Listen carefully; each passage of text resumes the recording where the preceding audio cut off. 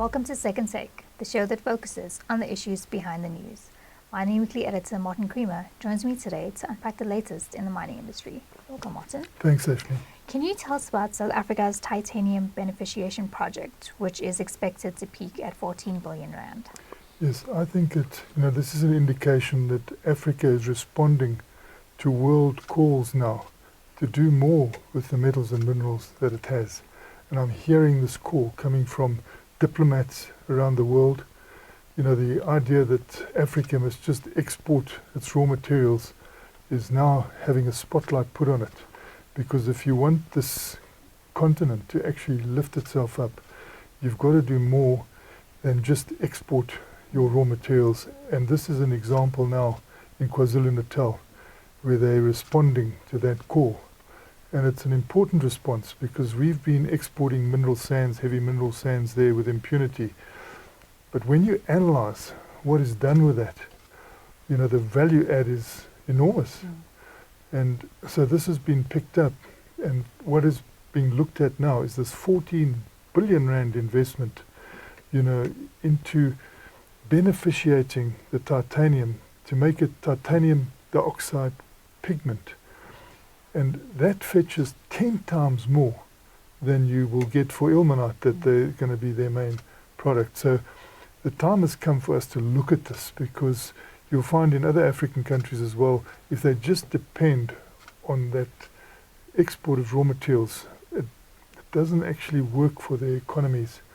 So I'm glad that we're moving on this, and I think we could hear something important next year. So it's moving quite fast. It's getting a lot of backing from the government, getting a lot of backing from the region. So I hope that we'll see this sizable project, 14 billion, start moving there. Now, the London Indaba heard this week that junior mining is crucial for a sustainable mining industry. And that was uttered by a major, Dr. Mark Bristow. He was a lecturer in geology, he's a doctor of geology, and that is the way he approaches the business that he's running now, Barrick, which is huge in gold and getting bigger in copper. And what he's saying is that, you can't just look for what is normally done, the mergers and acquisitions. As a major, you must go out there and make sure you discover and develop almost at the same time as you are mining. And he spoke of having 400 geologists in the field, to look for opportunities, and how beneficial it has been for his Randgold resources, which he started here in Johannesburg, in the mid-90s. We used to interview him down there, and he actually begun that business, with exploration permits, and that's the way he's developed it. And I think that all the majors must follow this model now.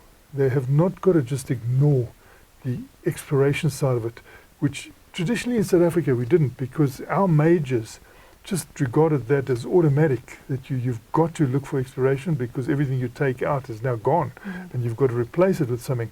But they owned the rights to South Africa, so they could do that. But when you've separated that out to, you've got to apply for mining rights, you've got to apply for exploration rights, it's actually set us back here, but around the world it's been set back. And you cannot, if we're going to do things that are meaningful, particularly against climate change, you have to now have juniors out there at least. And they mustn't just be on their own. People must be supporting them. Majors must also be looking at them, talking to them, which is what Barrick does. And that's why it gets its ounces, it gets its pounds of copper so cheaply, because it's always out there at the discovery level. And that's what I think has got to change totally. All the mining companies have got to do that.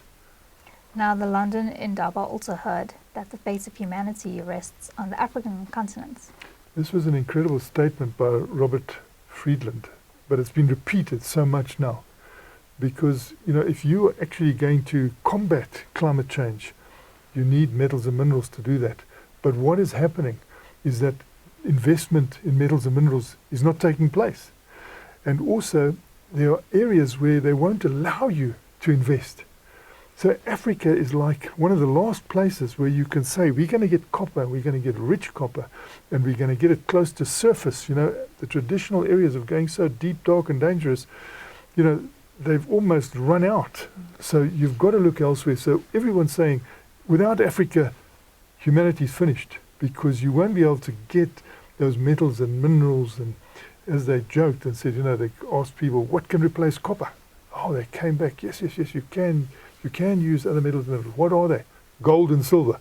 So, if you're going to get to that level, you're going to be in serious problems. And they're almost saying that the investments by these big asset managers are going in the wrong direction, because you'll find they go to the glamorous pop shop type things that are just coming out on the New York Stock Exchange, which often have a big bubble and then burst. But they're not looking to the genuine stuff. So if you fall behind there, it could become more and more expensive. And they're saying the fate of humanity rests now with Africa particularly, to make sure they get those metals out of the ground, to make sure we can combat climate change, because if we don't, we can see the devastation. Thanks for speaking with us, Martin. It's a great pleasure, Sashni. That's it for today. Join us again next week for more news analysis on the local and global mining industries. To subscribe to Creamer Media's Engineering News and Mining Weekly, please email subscriptions at creamermedia.co.za.